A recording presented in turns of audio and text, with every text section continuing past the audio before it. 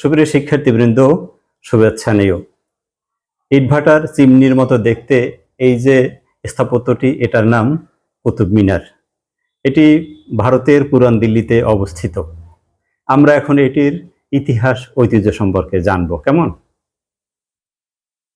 সুপ্রিয় শিক্ষার্থীবৃন্দ, তোমাদের জেনে রাখা ভালো যে মধ্যযুগে মুসলিম শাসকরা যখনই কোনো অঞ্চল বা দেশ জয় করেছেন, তখন তারা অন্তত 3টি কাজ করেছেন। নম্বর 1, বিজয়ের স্মারক হিসেবে ওই স্থানের নামে মুদ্রা জারি করেছেন।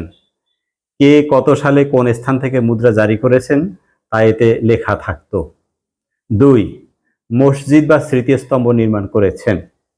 সেই স্থাপনা কে কত সালে নির্মাণ করেছেন তা পাথরে খোদাই করে বসিয়ে দিত। 3, ঐতিহাসিক দিয়ে ওই স্থান বিজয়ের ইতিহাস রচনা করত। এগুলোই পরবর্তীকালে ইতিহাসের অমূল্য দলিল হিসেবে ব্যবহৃত হয়েছে। কুতুব মিনারটিও মধ্যযুগে মুসলিম বিজয়ের অন্যতম একটি স্মৃতিস্মারক।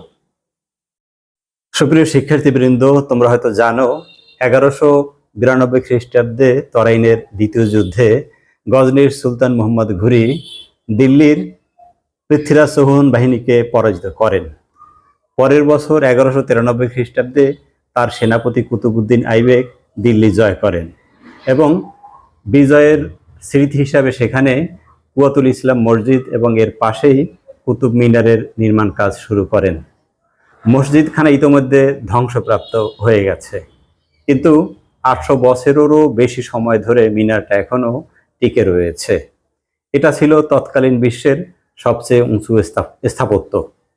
এটা নির্মাণের উদ্দেশ্য ছিল আজান দেওয়া এবং মুসলমানদের বিজয় গাথা বিশ্ব দরবারে উপস্থাপন করা। 1993 খ্রিস্টাব্দে ইউনেস্কো কর্তৃক এটাকে ওয়ার্ল্ড হেরিটেজ সাইটের অন্তর্ভুক্ত করা হয়েছে। বর্তমানে প্রতিদিন হাজার হাজার পর্যটক এটিকে দেখতে আসেন। কুতুবউদ্দিন আইবেক মিনারটির নির্মাণ কাজ শুরু করলেও নির্মাণ কাজ শেষ করেন পরবর্তী শাসক সুলতান শামসুদ্দিন ইলতুৎমিশ। মিনারটি 5টি স্তরে বিভক্ত। প্রথম অবস্থায় এর উচ্চতা ছিল 300 ফুট, যা প্রায় 30 তলা বিল্ডিংয়ের সমান উঁচু। পরবর্তীকালে ভেঙে যাওয়ায় এখন 240 ফুট উচ্চতা টিকে রয়েছে। এটির সর্বোচ্চ স্তরে যাওয়ার জন্য এর ভিতরে 379 ধাপ বিশিষ্ট একটি ঘুরানো সিঁড়ি রয়েছে। মিনারটির ভিত্তির ব্যাস 47 ফুট। নিচের 3টি ধাপ লাল বেলে পাথর এবং উপরের 2টো লাল বেলে পাথর ও সাদা মার্বেলের সমন্বয়ে তৈরি। মিনারের গায়ে সূক্ষ্ম জ্যামিতিক নকশা এবং ক্যালিগ্রাফিতে কোরআনের আয়াত খোদাই করা রয়েছে।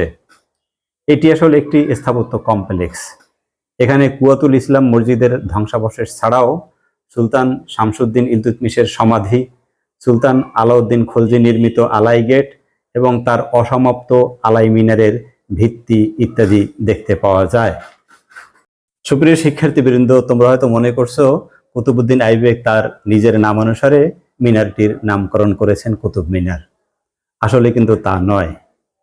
দিল্লির মেহরাউলিতে কুতুবউদ্দিন বখতিয়ার কাকি রহমতুল্লাহ আলাইহি নামে জনৈক সুফি সাধকের মাজার রয়েছে।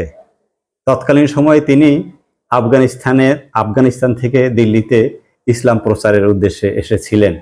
মূলত তার স্মৃতির উদ্দেশ্যেই এই মিনারটির নামকরণ করা হয়েছে কুতুব মিনার। বুঝতে পারলে তো?